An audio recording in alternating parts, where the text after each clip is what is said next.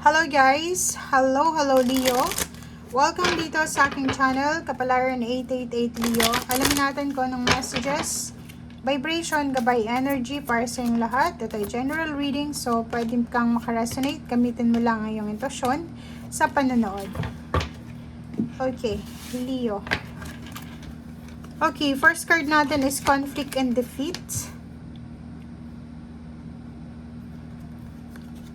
Firm foundation, universe, and rest and rejuvenate, and partnership and alliances.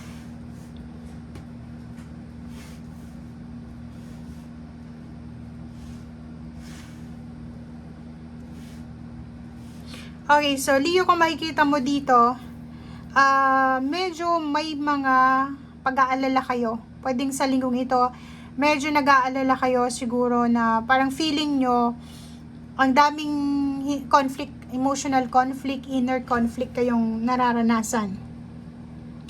Or parang nakikita natin dito na medyo disappointed, confused, or pwedeng iniisip nyo na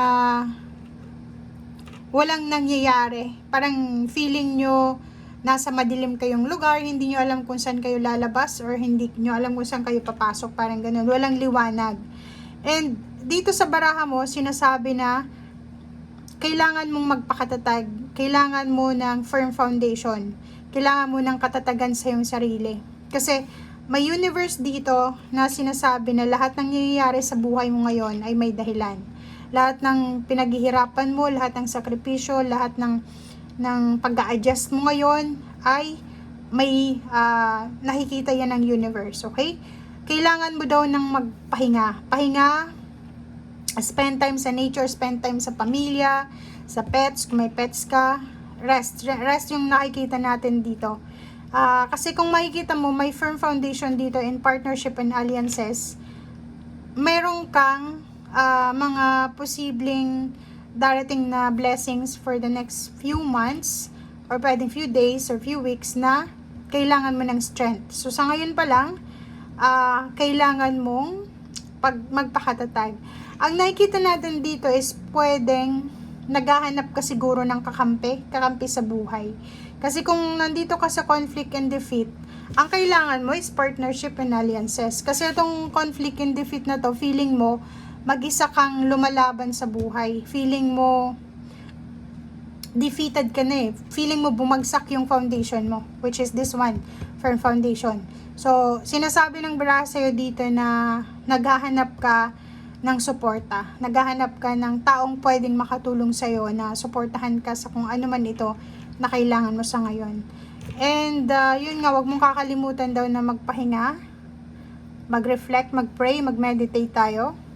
Ang partnership and alliances na to is parang sinasabi sa'yo na may paparating na tao sa buhay mo or pangyayari na pwedeng makatulong sa'yo.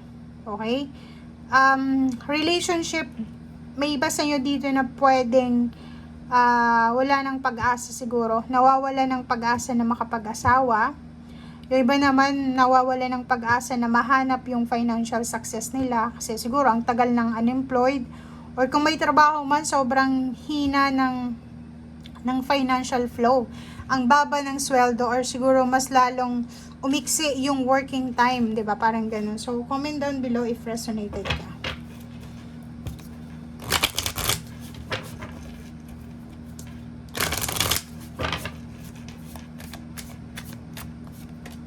Okay, boundaries. Okay guys, ang nakikita natin dito may forgiveness, may freedom, may happiness, and boundaries, and grieving, and truth, and fertility. Kung makikita mo dito, may mga Leo na gustong magsimula ng kanilang bagong buhay, 'di ba? Parang ang nakikita ko sa inyo dito is medyo maraming pagsisisi kayo sa buhay. Marami kayong pagsisisi sa buhay nyo na mga decision making siguro, nagpadalos-dalos or ano pa man. siguro may kailangan kang patawarin. Siguro patawarin mo yung sarili mo, or patawarin mo yung ibang tao, or siguro patawarin mo kung yung mismong sarili mo, kasi parang feeling mo may ginawa kang hindi na ayon sa kung anong kagustuhan ng Panginoon pa, kasi feeling mo dito parang kinakarma ka, 'di ba? So dito sa forgiveness na to and freedom, kailangan mo daw palayain ang sarili mo sa sama ng loob. Palayain mo yung sarili mo sa mga bagay-bagay na nakakahinder or nakakakontrol or nakakasagabal sa kaligayahan mo. Okay? So kung makikita mo dito, nasa grieving period ka, pero hindi mo kayang aminin yon sa sarili mo, in denial ka, 'di ba? Parang nalulungkot ka, may pinagdadaanan ka emotionally, pero ayaw mong tanggapin siya. Nalulungkot ka parang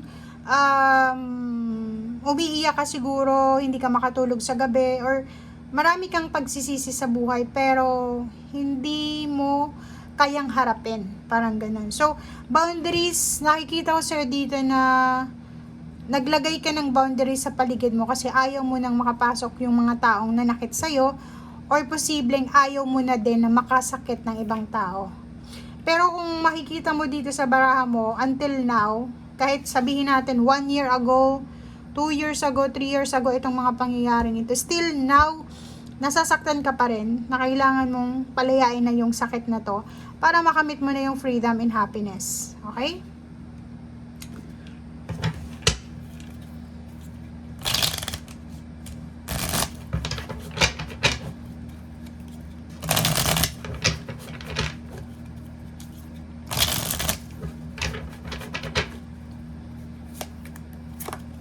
Okay, so 10 of Cups,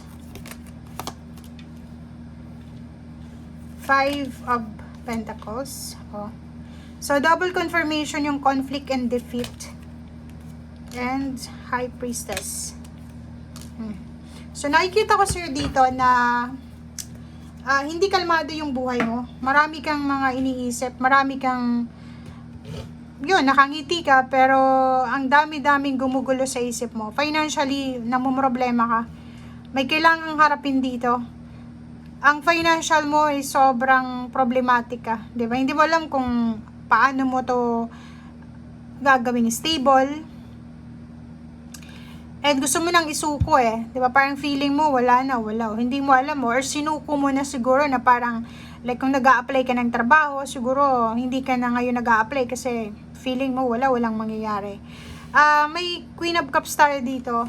Ang kailangan mo daw is kalmahin ang iyong sarili, dahil may pamilyang umaasa sa'yo. So, nandito yung 10 of Cups, sinasabi ng baraha na huwag mong isuko yung pangarap mo, huwag mong isuko yung goals mo, kasi maapektuhan itong pamilyang ito na naghihintay sa'yo. Lalo na kung sila ay umaasa sa strength mo, or pag malungkot ka, malungkot din sila. Pag masaya sila, masaya din sila, parang ganun. So, comment down below if resonated ka.